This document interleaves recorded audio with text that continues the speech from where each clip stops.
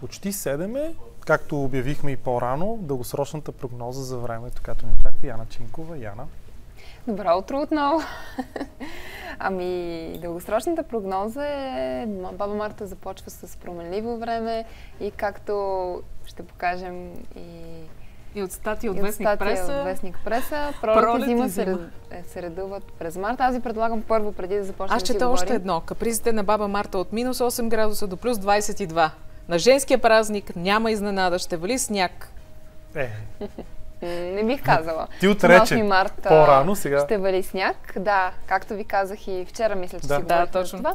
Няма, според прогнозите, които ние правим в момента, снеговалежи до 8 март не се очакват. За сега поне, но както знаете, дългосрочни Марио каза, ще валят рози, не сняг. Ще валят рози, както каза Марио, да. А сега ви предлагам, ако искате първо да видим видеото, което е с цялата прогноза за месец март и после ще си говорим подробно.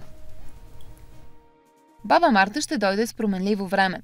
На първи в планинските райони и югозападна България ще има значителна облачност и там ще превалява. Температурите през деня ще са от 9 до 14 градуса. На 2 март ще е предимно слънчево и сравнително топло. На 3 от северозапад с усилване на вятъра ще прониква по-хладен въздух. Облачността ще се увеличава и на места слабо ще превали. На 4 отново ще има повече слънчеви часове. В периода 5 и 9 ще е по-студено с температури по-ниски от обичайните за това време на годината. Ще бъде предимна облачно с чести превалявания. Първоначално валежите ще са от дъжд, но по-късно с понижението на температурите дъждът ще преминава в сняг. По-съществени валежи се очакват около 6 и 8 март. На 10 ще е слънчево и постепенно температурите ще се повишават, но минималните ще бъдат все още отрицателни. По-динамично ще бъде времето между 13 и 17 март. Тогава температурите ще се понижат и ще има превалявания, по-съществени над планинските райони. В периода 20-27 ще бъде слънчево и сравнително топло. Ще последва обаче по-студен период през последните дни на месеца, когато температурите ще бъдат по-ниски от обичайните. Тогава, освен в планините, сняг е възможно да превали и в по-ниските места. Само да ви кажа и нещо любопитно. Март е месеца на променливото време на жените. Защо е така? Баба Марта ту се цупи, ту се смее. Причината за това е една народна приказка, според която Баба Марта се е оженила за момък на име Април, който бил много красив в лицето, но ходил винаги много лошо, облечен и обут и винаги бил кален. И когато му погледнала лицето, се усмихвала, когато го погледнала надолу в краката, плачела. И затова времето през март, според народните поверия, е променливо. А сега започнем, ако искате... Най-различни легенди има, между другото. Точно тази аз си признавам, че никога не я бях чувала. Но сигурно има други обяснения. Ясно, разбирам. Предполагам, че във всеки край на България има различна легенда за Баба Марта. Абсолютно, както и за всичко друго. Както и за всичко останало.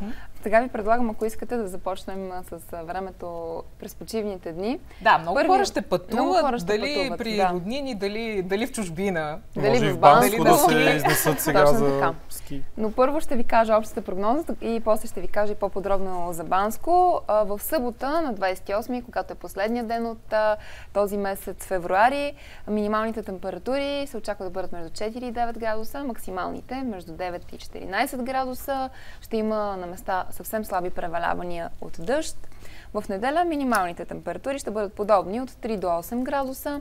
Тогава е първия ден на март, когато всички ще си разменяме мартенички. Четох, между другото, че мартениците, този бизнес тази година е търпял големи загуби, защото се падал 1 март в почивен ден, което ще означава, че по-малко хора ще занесат на работните си места на колегите мартеници. Ами да, като си има предвид, логика, че и 2 и 3 също са почивни дни, на 4 има логика, да, рядко ще си разменят мартеници. Ще залежат за до година. Да, максималните температури на първи ще бъдат от 10 до 15 градуса. Отново ще има променлива облачност и на места ще има слаби превалявания от дъжд. На 2 март, когато вече ще е понеделник, минималните температури се очаква да бъдат от 1 до 6 градуса, а максималните отново ще бъдат от 10 до 15 градуса. Тогава ще има много повече слънчеви часове и съвсем за малко, за кратко ще има увеличение на облачността, но те като цяло няма да нарушават слънчевия характер на времето. И на 3 март минималните температури отново ще бъдат от 1 до 6 градуса, максималните между 11 и 16 градуса. Ще има повече слънце, особено преди обед. Ще има обаче и по-съществени заоблачавания с малка вероятност за превалявания от дъжд. Обаче е много важно да кажем, че ще бъде ветровито, особено в Стара планина, като по билото на Стара планина. Скоростта на вятъра се очаква да достигне до над 100 км в час. И специално искам да ви кажа за Шипка. Минималните температури там тъй като знам, че много хора се качват. Аз бях миналата година, наистина имаше цели семейства с малки дечица, които бяха отишли, а на върха винаги става много ветровито и много снежно. И тази година ще е много ветровито, да го имат предвид всички, които ще пътуват. Ще има ли сняг? Валежи от сняг поне за сега там не се очакват, но пък ще има значителна облачност. Температурите минималната температура всъщност ще бъде минус 4 градуса, а максималната плюс 7, но въпреки това пак казвам, че ще духа силен вятър, което ще създава допълнително усещане за студ. От друга страна, ако поне веднъж не отидеш на 3 март на връх Шипка, не знам какъв. И все пак внимавайте, ако изберете тази година да ходите, трябва да сте добре облечени, защото ще има силен вятър. Всяка година е така. Да. И дори в подножието времето да е едно и да е прилично, горе на върха е съвсем различно.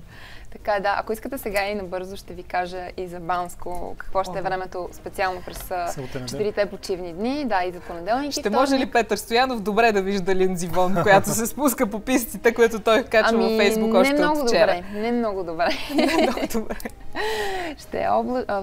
Времето всъщност ще е променливо. Ще има и облаци, мъгли, и слънцето ще се показва през деня, ще има и слаби превалявания от дъжд. Общо взето ще има всичко от времето. Температурата през деня в Банско и в двата дни, в събота и неделя, ще бъде около 8 градуса, а в сутрешните часове около 0 до плюс 1 градус. А в понеделник и вторник обаче ще бъде предимно слънчево и сравнително топло, като температурата дневната ще бъде около 9-10 градуса и в двата дни, като във вторник сутринта ще бъде по-студено с температура минус 2 градуса. Сега, интересно ми е колегите дали виждат една снимка, която Линдзи Вон е качила в личната си страница във Фейсбук, в която поздравява Банско и България. Пише "Добро утро, Банско", не знам дали ще я видите всеки момент, ако можем, ако не само след секунди.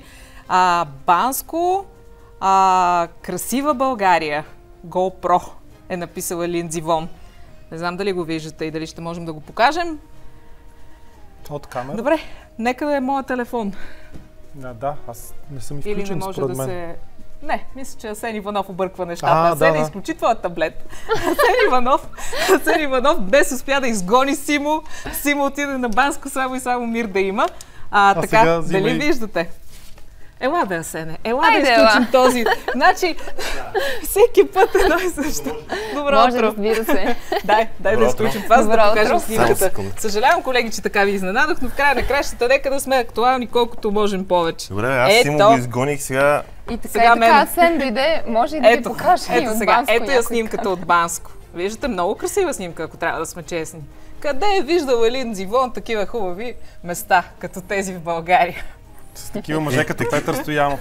И като Савката. Това е друга тема.